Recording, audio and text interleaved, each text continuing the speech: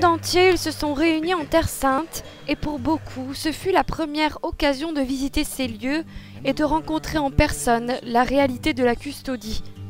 Entre Jérusalem, Nazareth et Bethléem, une semaine consacrée à la confirmation sur la terre de Jésus où saint François aussi passa de son identité franciscaine.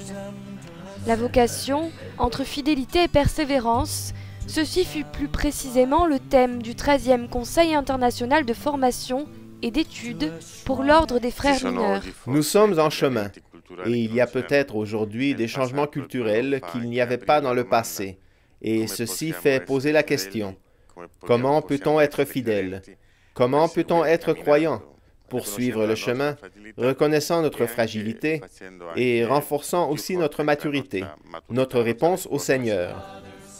La voix des formateurs réunis pour le congrès confirme l'actualité d'un appel à la fidélité et la nécessaire évolution du rôle des maîtres.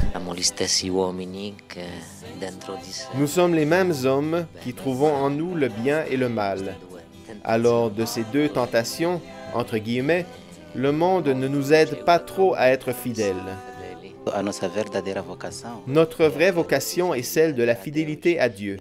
Seulement en étant en communion avec Dieu, en faisant l'expérience de l'amour de Dieu, nous pouvons être bien et vivre notre fidélité en allant au plus profond de cet amour. Je crois que notre mission comme formateur est d'être sur chacun de nos lieux, en apprenant à être beaucoup plus à l'écoute des éléments qui entrent en jeu avec chaque personne, avec son histoire, avec sa culture.